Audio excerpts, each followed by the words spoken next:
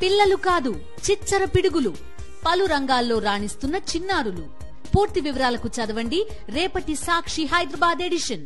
వికారాబాద్ జిల్లా కలెక్టర్పై దాడి కేసులో అరెస్టుల పర్వం కొనసాగుతోంది. కొడంగల్ మాజీ ఎమ్మెల్యే పట్నం నరేందర్ రెడ్డి ప్రధాన అనుచరుడు సురేష్ ఈ దాడికి కుట్ర చేసినట్లు పోలీసులు గుర్తించారు.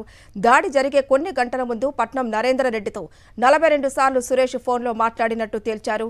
అలాగే సురేష్తో మాట్లాడుతున్న సమయంలో 6 సార్లు బీఆర్ఎస్ వర్కింగ్ ప్రెసిడెంట్ కేటీఆర్తో నరేందర్ రెడ్డి ఫోన్లో మాట్లాడినట్లు గుర్తించారు.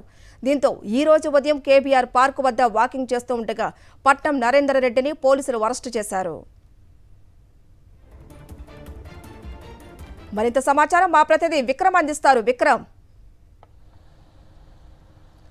హరిత, ఈరోజు ఉదయం కొడంగల్ మాజీ ఎమ్మెల్యే నరేందర్ రెడ్డిని అరెస్టు చేసి కేబీఆర్ పార్క్ దగ్గర వాకింగ్ చేస్తుండగా అరెస్టు చేసి అదుపులోకి తీసుకొని పోలీసులు నేరుగా వికారాబాద్ జిల్లా పోలీస్ శిక్షణ కేంద్రంలో ఈరోజు విచారణ కొనసాగుతుంది. జిల్లా ఎస్పీ నారాయణ రెడ్డితో పాటు అడిషనల్ ఎస్పీ కూడా విచారణ చేస్తున్నారు. ఇంతకుముందే నరేందర్ రెడ్డిని వికారాబాద్ మాజీ ఎమ్మెల్యే పరిగి మాజీ ఎమ్మెల్యే కలిసి వచ్చారు. కేటీఆర్తో మాట్లాడించినట్లు సమాచారం అందుతుంది. ఏం మాట్లాడారో అడిగి తెలుసుకునే ప్రయత్నం చేద్దాం. నరేందర్ రెడ్డిని కలిసి వచ్చారు కదా, లోపల విచారణకు సంబంధించి ఏం జరుగుతుంది అనుకోవచ్చు?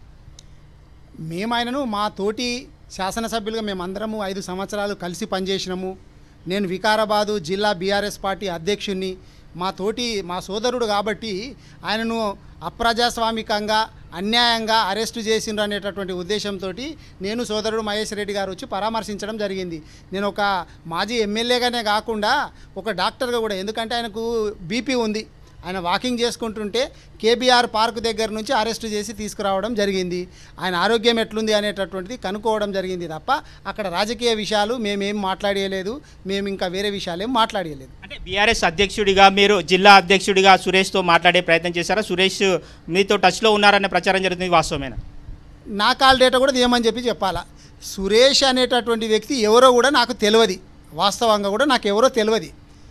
నరేందర్ రెడ్డి గారికి తెలుసు. నరేందర్ రెడ్డి గారే స్వయంగా చెప్తున్నాడు, ఆయన మా కార్యకర్త, నేను ఆయనతోటి మాట్లాడినా దాంట్లో తప్పేముంది, అన్ని పార్టీల వాళ్ళు ఫోన్లు చేస్తుంటారు,